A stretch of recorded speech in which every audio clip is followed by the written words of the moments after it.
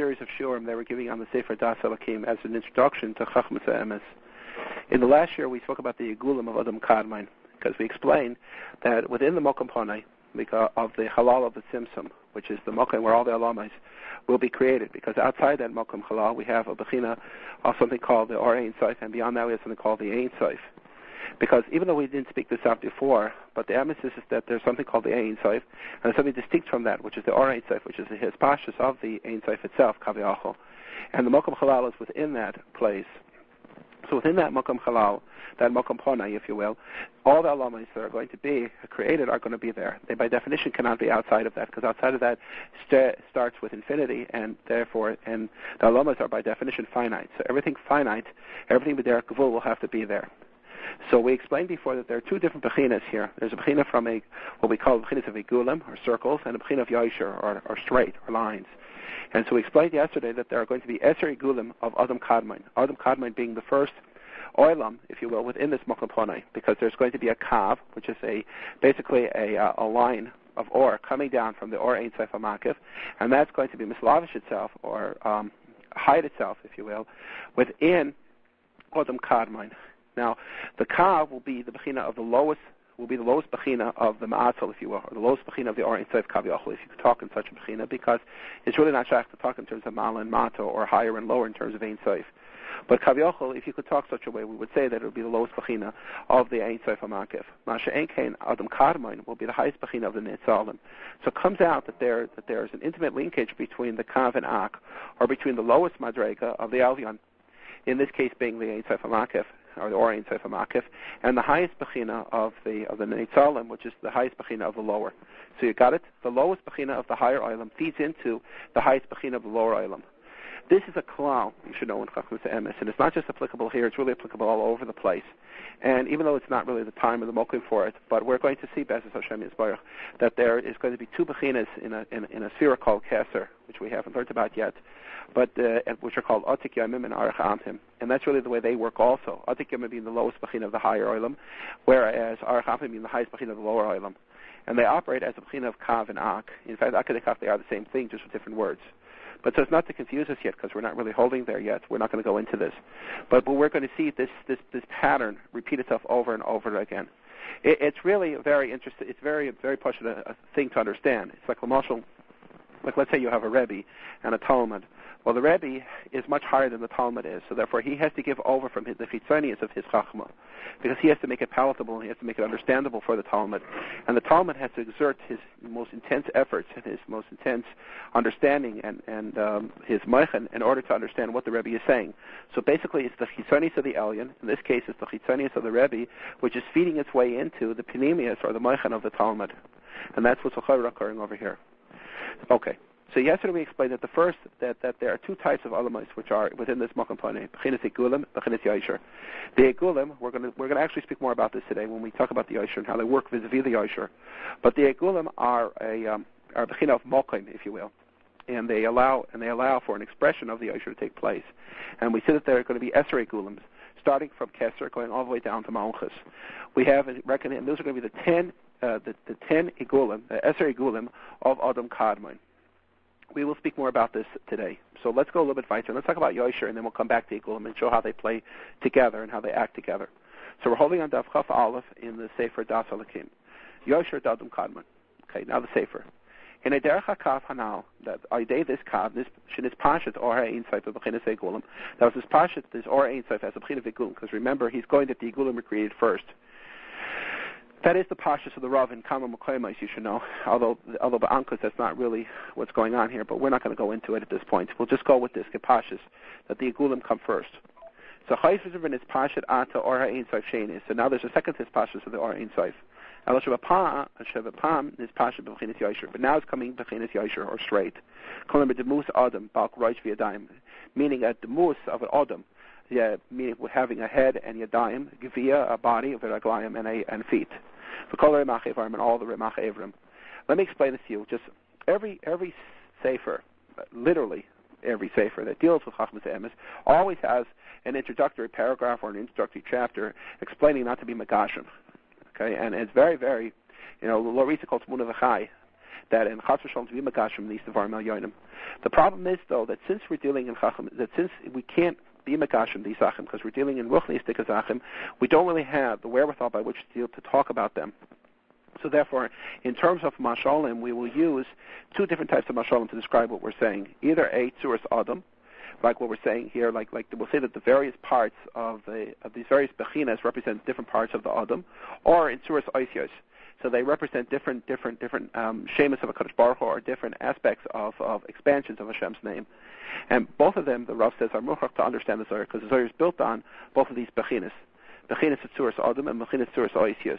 And the truth is the Torah itself talks in such Lashonis, because it says like Einei Hashem, and it says V'yira Hashem, and it says that Yisharech L'chayach LaHashem, right? These types of things. So Hashem smells, Hashem sees, Hashem's yad. Right? But otherwise, so obviously we know that all of these things deal with certain koiches that are represented there. And it's the same thing with different shemas, like we know that Havaya and Elakim and Adnus, Shakai, all of these things represent different ways to understand the Kaddosh Baruch Hu and different aspects of Hashem, because we're trying to describe something inherently undescribable. So therefore, sometimes we'll say it's Midas Havaya, so that means that Hashem relates to us as the B'china of Rachamim. Sometimes we'll say Midas Adnus, where He relates to us as the B'china of Din, but in terms of where His avodim, or Elakim, which is Midas Adin Mamish, or Shakai, or things like that. So we're going to have to use both of these. So when we have in these farm, when it talks about the Mus Adam, like now, this line, we have to understand there's no such thing as an Adam upstairs, Chas v'Shalom. But what it means is that the counterpart down here would be like that, because remember we are built on the template of what's happening upstairs. But to understand that they're only mashalim, but they do exist upstairs. They're not complete mashalim. It's just we don't have any way of understanding it. It's kind of like a blind man. Right? He understands that there's something called red and there's something called blue, but he's never seen red, he's never seen blue. So he understands that there's a difference between the two, and he can even describe the differences between the two, but he doesn't really know better what they are. And that's the same thing over here. We can describe the differences, and we can, in terms of these terms, but to really know what they are, we would have to be there. And the Maisa, we are not there. And this the Ramach Ephraim, what exactly does it mean, 248 Ephraim? Now, really, it's not the mokeh for this, but Be'ezus Hashem Yisbarach, we're going to see that we live in a five-dimensional hypercube, because based on the Naran Chai, and each one of the Naran Chai is based on a Rosh Tzach system, which is a beginning, middle, and end. So 3 to the 5th power is 243, which is Gematria Avram, and the 5 extra is the Or of Hashem coming in, which makes the Ramach. Now it's not the mokeh for it, so now we're not going to go into it. But I'm saying, but we always talk in terms, but when we always talk about Adam HaSholim, we talk about Ramach Evram. Okay, weiter in the Sefer. The Musa Adam Yosher Zeh, Ms. Pasha V'Yard Be'emsa, Kol Egulim. So it goes inside the Egulim. V'gam hu kolel Esher Spheres, Mekeser, Hoimed B'mokum Kinesis Kav, L'Tzecha Halal. It's also Nichlach from Esher Spheres. I will describe the Esher Spheres in one moment. But he says that it's kolel from these Esher Spheres, from Keser, which is Hoimed B'mokum Kinesis Kav, which is from the place of the beginning of the Kav, L'Tzecha Halal. Adam Malchus, Lamata Samach L'Gigul HaMalchus, till Malchus, which is close down to the circle of Malchus. But these Esher Spheres are in the appearance of 3 kavim. It means small and am, so right, left, and middle. Because we're going to see that on the right it's going to be the Chachan, Chochmah, Chesed, and Netzach. On the small will be the Bagal, or the Binik, or Hoid, and the Emso you're going to have the Kedati. Keser, Das, sometimes Keser, sometimes Das, Feres, and Yesoid, and Malchus. Okay, Kedemus Gufa Adam, like the appearance of a man. Shagam Hu Mischalik Liyamin V'Smal V'Em, so he too has within him a left, right, and the middle. Just because since this is the first place where we're talking about spheres, I will give a little introduction to what spheres are. Spheres are literally from Lashon Sofer, which means to count. What are counting? Counting are arbitrary values which are given to know the amount of something. So it's the same thing. You can look at spheres as different bechinas of shefa coming from on high down to us, or like different colored filters, if you will. Like if all the light, let's say, is white, so each of the spheres will focus or refract the light in this with a certain color. Like one will be a blue filter, one will be a red filter. Or better yet, we can use the Ramach's mashal. We can explain, like let's say, water in different types of different shapes, kalim. Like let's say you'll have a cup that's square as opposed to a cup that's round. So the water the mitzlavish itself will go into that cup and will show itself in various ways based on that cup. That's what these spheres are. What they are is they are the shemas of a Kaddosh Baruch Hu. Okay, but we give them other shemas, and we'll explain them into the shemas that we do give them, because there are different ways of understanding a Kaddosh Baruch Hu. The reason why they're Esser is because of this. Everything starts out with Tzad Nakuda, right? The Nakuda has no Metzias. It's dimensionless, just a point in space. A one-dimensional object would be a kav. It would be a line. So imagine a pure line in space. It has within it a rosh, toich, and a seif, a beginning, middle, and an end. So a two-dimensional object, let's imagine a piece of paper, but if a piece of paper would have no width at all, which is impossible in our world, but imagine such a thing could be. So it would have an x-axis and a y-axis. It would have a rosh, toich, seif going one way and a rosh, toich, seif going another way.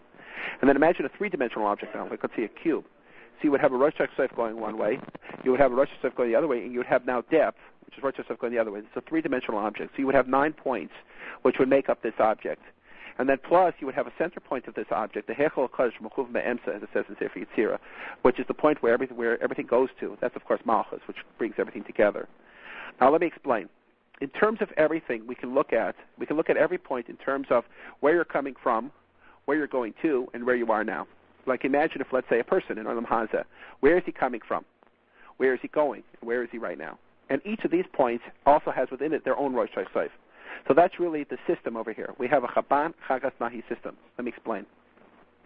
The right side is always the B'chinas Klal, whereas the left side is always the B'chinas Prat, and the middle side is always the B'chinas Mamutza between the Klal and the Prat. L'mashal, let's start from Chachma. I know we really should start from Kesser, but let's start from Chachma, and I'll explain why. We're going to start from Chachma in a minute. Chachma is the B'chinas Klal. L'mashal, it's B'china like Ria, or seeing. It's like L'mashal, you're sitting in a base medrash, and you see the whole base medrash in one glance. That's the B'china of Chachma. Bina is the polar opposite of that. That would be on the left side, as opposed to Chachma being on the right side. Because in Bina, that's Maven Davar L'Tayt Davar. What that is, that's to take things apart, and that's basically Bina is a trait that's more misyachas to Shmiya, to hearing, as opposed to seeing. The famous for Tochazi as opposed to Toshema. The Zohar as opposed to the Gemara. The reason why that is because when you hear things, you have to hear them point after point after point.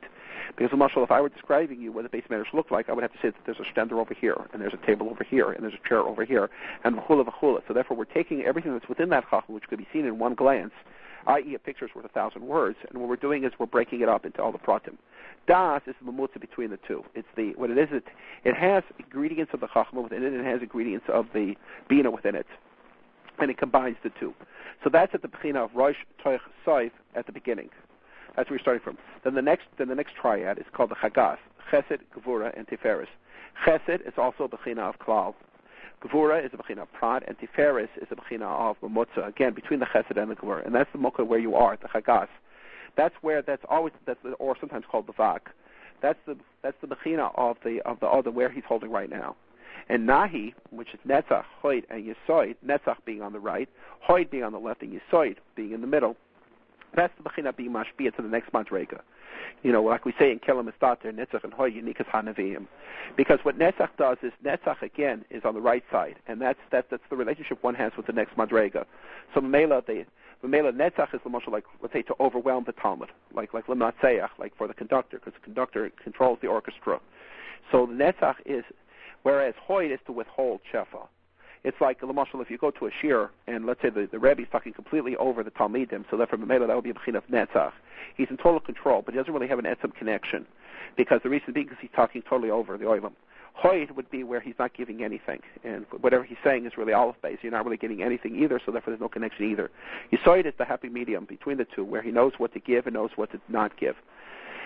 So Mela that's why a lot of times we say that the nahi of the Rebbe is feeding itself into the Talmud, because again, nahi, because in the Chabad Chagas Nahi system, the first triad, right, the right, left, and middle, and then the second triad below that, the Chagas system, and then the third triad below that, the Netzach Hoidi Yisoid system, it's the nahi of the Elyon, the nahi of the Rebbe, which is the Chitzonis of the Rebbe, like we said before, by the B'chin of the Kav, which is feeding its way into the Talmud, which is going to be feeding its way into the Chabad, actually, and it's going to make the Chabad of the Talmud. Because remember, the Chitzonis Elyon will make the Panemius Tachton.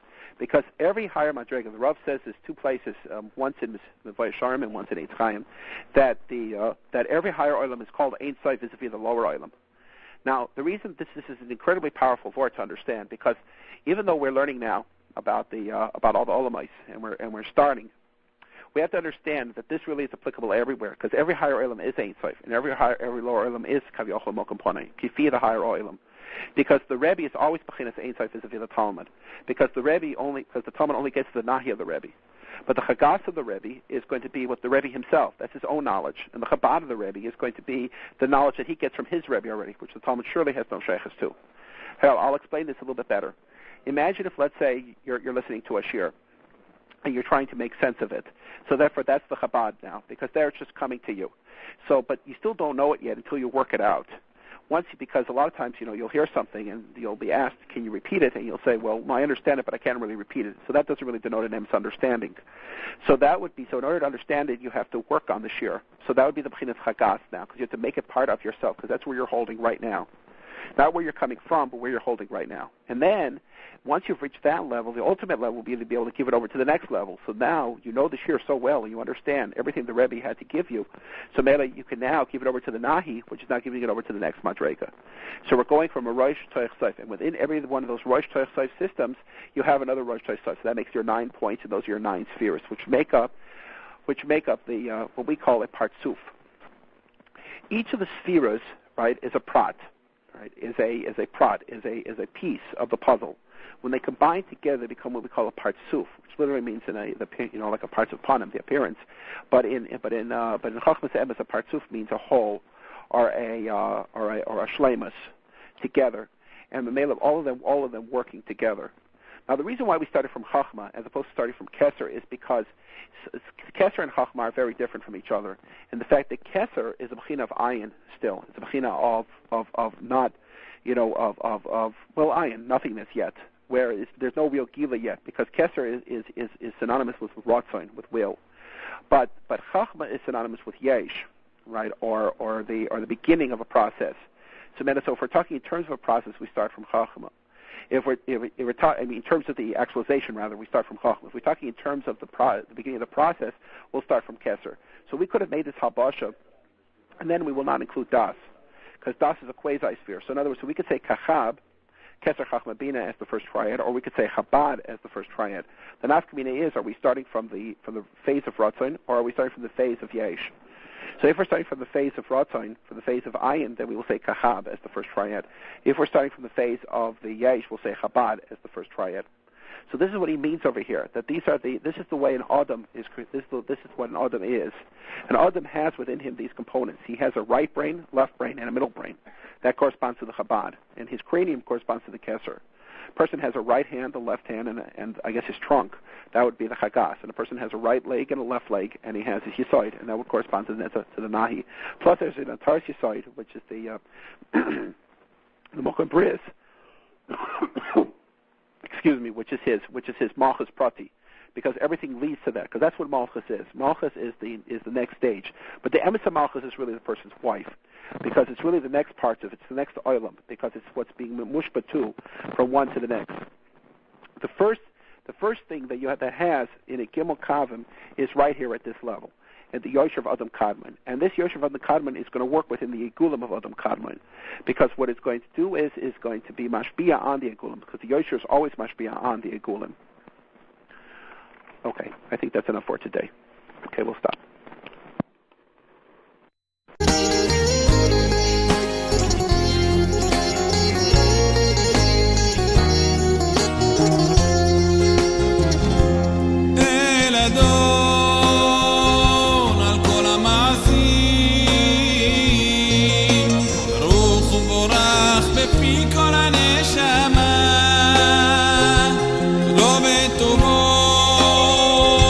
מלא עולם